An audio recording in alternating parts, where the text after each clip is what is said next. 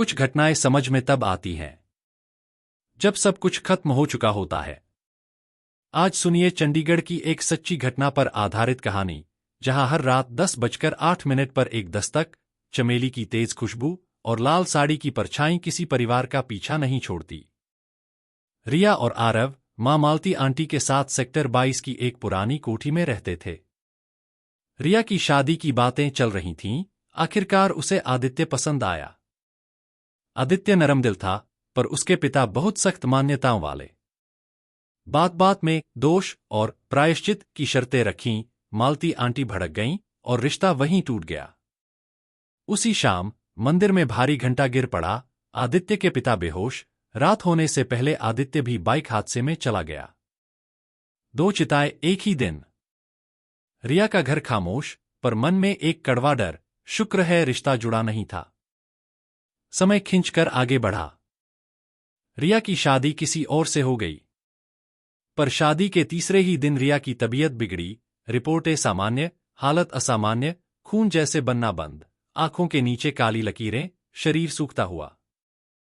हताश होकर मालती आंटी ने एक साधक, बाबा मोहनगिरी, को बुलाया।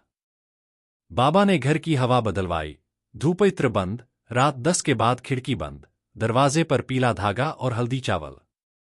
3 दिन में रिया संभलने लगी, जैसे किसी ने अदृश्य शिकंजा ढीला कर दिया हो। अब निशाना आरव बना। उसकी शादी की बात शुरू होते ही रातें अजीब हो गईं। हर रात 10:08 पर हल्की सी कुंडी की टकटक, कमरे में चमेली की खुशबू और खिड़की पर गर्मी से बने उंगलियों के निशान। तीसरी रात वह दिखी, लंबी कदकाठी, खुले बाल, लाल साड़ी।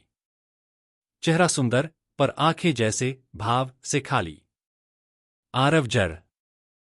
तभी बिस्तर के नीचे से उंगलियों ने उसके पैर छुए, बर्फ सी ठंडी। डर के मारे आरव चुप रहा, उसे लगा मां टूट जाएंगी। 10 दिनों में उसका चेहरा उतर गया, बात करना कम। पत्नी ने नोटिस किया और मालती आंटी को बताया। उस रात आरव ने सब कुछ कबूल किया। बाबा वापस आए। उन्होंने फुसफुसाकर कहा, यह बदला है। जिनके घर एक ही दिन 2 चिताएं जलीं, उन्होंने किसी पहाड़ी साधक से 3 दीपक की कसम खाई, पहले बेटी, फिर बेटा, फिर मां। तुरंत कमरे की तलाशी हुई, अलमारी के ऊपर लोहे का छोटा डिब्बा, केसर सिंदूर, काले तिल, लिपटे बाल।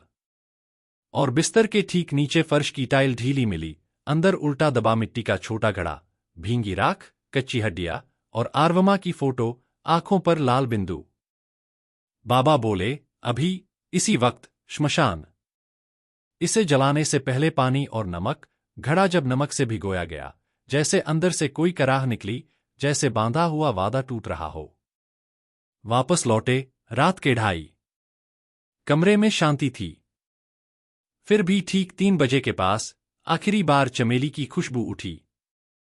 खिड़की के शीशे पर इस बार एक ही रेखा बनी, धीरे धीरे, और लाल साड़ी की परछाई दरवाजे पर खिंचकर दीवार में समा गई। पंखा थमसा गया। हवा रुक गई। और पहली बार कमरे में सचमुच खालीपन महसूस हुआ। सुबह होते होते आरव का बुखार उतर गया, रिया सामान्य। मालती आंटी ने पूछा, कौन था? बाबा ने बस इतना कहा, बदले में कोई जीतता नहीं। जिसने करवाया, वह अंत में खुद जलता है। 3 दीपक में से 2 बुझ गए, तीसरा हमने लौटा दिया।